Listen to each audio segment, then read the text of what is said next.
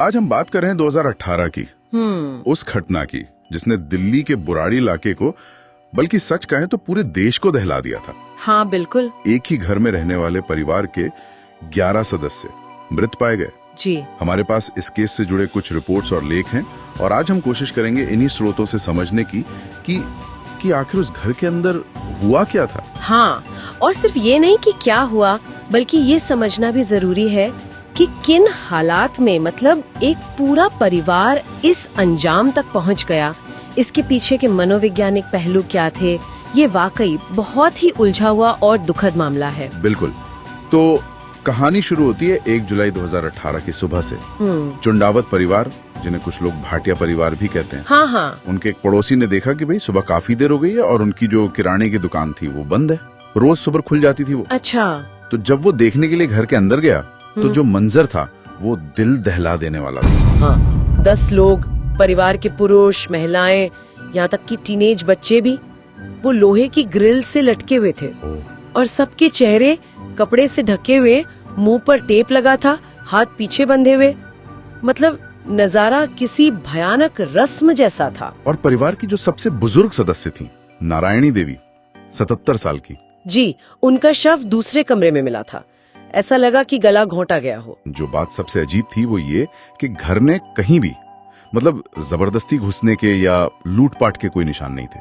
कुछ नहीं। बाहर से देखो तो सब नॉर्मल लगता था, पर अंदर एक भयानक सच था। पुलिस भी शुरू में एकदम चकरा गई थी कि ये हत्या है, सामूहिक आत्महत्या है या कुछ और ही है। और यहीं पर जांच में एक बहुत बड़ा मोड़ आया जब पुलिस को घर से 11 डायरियां मिली। 11? जी, 11।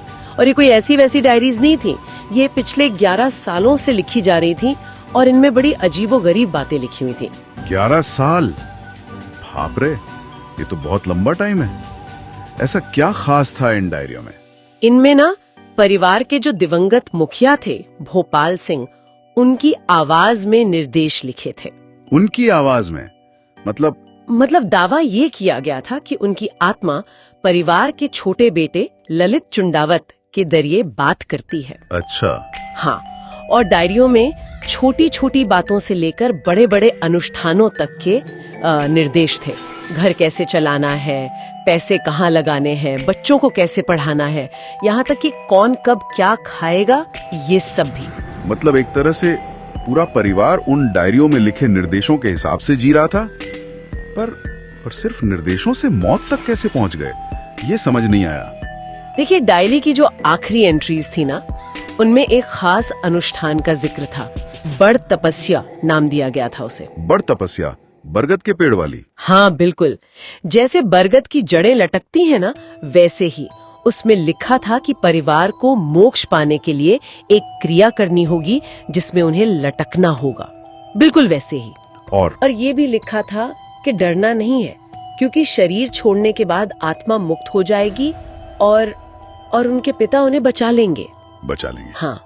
और जो आखिरी एंट्री थी उसमें जिस तरह से वो लटकने का पूरा विवरण था, वो घटना स्थल से हूबहू मिलता था। ये तो सुनने में भी अविश्वसनीय लग रहा है। इसकी कोई मनोवैज्ञानिक व्याख्या है? मतलब कैसे पढ़े लिखे लोग, युवा सदस्य भी थे, सबने ये मान लिया? हाँ, देखिए, मनोवैज्ञानिक इसे शेयर्ड साइकोटिक डिसऑर्डर कहते हैं या साझा मनोविकृति।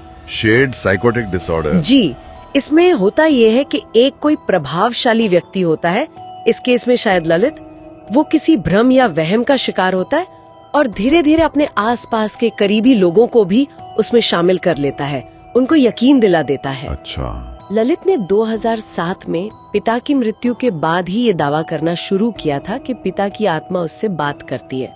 हो सकता है शुरुआत छोटी बातों से हुई हो, कोई भविष्यवाणी या निर्देश जो शायद संयोग से सही निकल गया हो, और उससे परिवार का विश्वास उस पे और बढ़ता गया। और धीरे धीरे ये विश्वास इतना ज्यादा बढ़ गया कि उन्होंने अपनी जान ही दांव पर लगा दी। हाँ, बिल्कुल ऐसा ही लगता है। उन्होंने ललित पर और उन डायरी के निर्देशों पर पूरी तरह भरोसा कर लिया। उन्हें शायद पक्का यकीन था कि ये सिर्फ एक रस्म है, एक अनुष्ठान है, और इसके अंत में वो सब बच जाएंगे, शायद कोई चमत्कार होगा। तो उन्होंने खुद को बांधा, आंखों पर पट्टी लगाई, हाँ, मुंह बंद किया और फंदे पर झूल गए।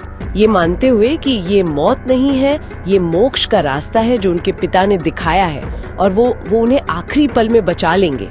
कुछ रिपोर्ट्स में तो ये भी है कि रात के खाने की तैयारी भी थी, जो दिखाता है कि उन्हें शायद सुबह तक जिंदा रहने की पूरी उम्मीद थी। कितनी दुखद बात है कि उनका विश्वास ही उनकी मौत का कारण बन गया। ये बुराड़ी कांड हमें दिखाता है कि कैसे एक परिवार जो बाहर से बिल्कुल सामान्य दिखता था, वो अंदर से मनोवैज्ञानिक तौर पर कितनी जटिल स्थितियों से गुजर रहा था। वो विश्वास और अंधविश्वास के बीच की रेखा जैसे पूरी तरह मिट गई थी उनके लिए। बिल्कुल। और ये घटना हमें सोचने पे मजबूर करती है कि विश्वास की शक्ति कितनी प्रबल हो सकती है और किन हालात में तर्क, लॉजिक ये सब बिल्कुल खत्म हो जाता है। ये सिर्फ बुराड़ी की कहानी नहीं है, बल्कि ये सवाल उठाती है कि इंसानी मनोविज्ञान और वो जो सामूहिक व्यवहार होता है, उसकी गहराइयों में और क्या-क्या छुपा हो सकता है, जिसे हम शायद समझ भी नहीं पाते। इस पर सोचना जरूरी है।